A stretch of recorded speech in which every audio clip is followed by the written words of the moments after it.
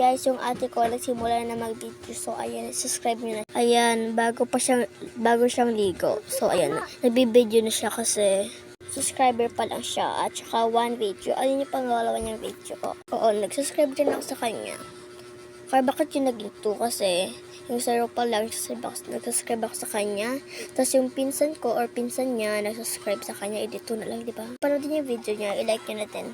At comment din kayo. At mag-subscribe din kayo, be! Kawawa naman siya 2 subscriber. Tapos ako, 23 subscribers no. No, unfair. So, buti, narami na din yung aking pinsan na subscribers kasi sa isa niyang video, umiyak siya doon. Kasi 8 subscribers pa lang siya.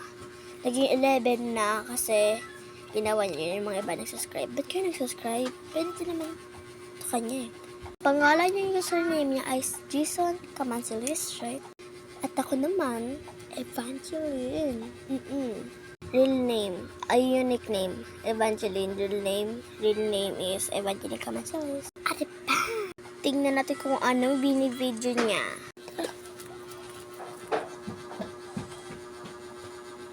Diyan ko nabibidyo. Paglagay ng Reyna.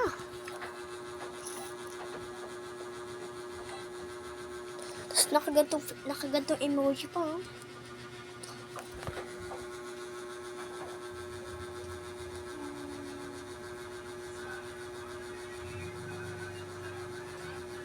Tapos meron pang gantong kamay. Oo, ganyan kamay. Yun, pinicturean.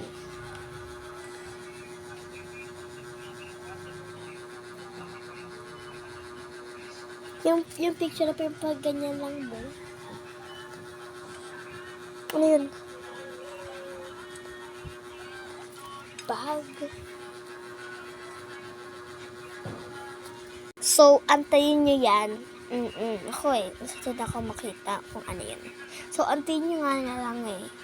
At isubscribe nyo din or i-like or comment down below. So, rin, sana, ang wish ko kasi gusto ko maging 30 subscribers. Pag naging 30 na, 40 naman next. Pag naging 40, 50. Oh. Marami na din akong mga fans. So, ayun lang muna. Tayo yung part 2 natin.